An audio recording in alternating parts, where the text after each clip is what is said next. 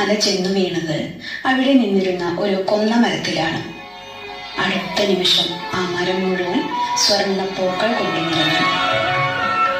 ഇത് എന്റെ പങ്കന് ഞാൻ നൽകിയ നിയോഗമാണ്. ഈ മാല ഉണ്ണി മോഷ്ടിച്ചതല്ല, ഞാൻ കൊടുത്തതാണ്. ഇനി മുതൽ കണി ഒരുക്കുമ്പോൾ ഈ പൂക്കൾ കൊണ്ട് അലങ്കരിക്കണം. അത് കണി കാണുന്നവർക്ക് എല്ലാവിധ ഐശ്വര്യവും സമ്പൽ സമൃദ്ധിയും ഉണ്ടാകും. ഈ പൂക്കൾ കണി കാണുന്നവർക്ക് ദുശ്ശീലവും കേൾക്കേണ്ടി വരില്ല.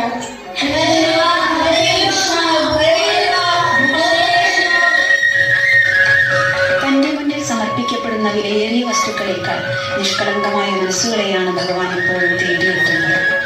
അതെ, ഭക്തി കേവലം ഒരു വിശ്വാസമല്ല, അതൊരു ബന്ധമാണ്. തന്റെ ഭക്തന്റെ ഒരു ചെറിയ നിശ്വാസം പോലും തിരിച്ചറിയുന്ന, ആ ഹൃദയമിടിപ്പുകൾക്ക് കാതോർക്കുന്ന സാക്ഷാൽ ഭഗവാൻ ശ്രീകൃഷ്ണനുമായുള്ള ബന്ധം. ആ വാത്സല്യമൂർത്തിയുടെ അനുഗ്രഹം നിങ്ങളിലും ഞങ്ങളിലും എല്ലാവരിലും എപ്പോഴും ഉണ്ടായിരിക്കട്ടെ എന്ന്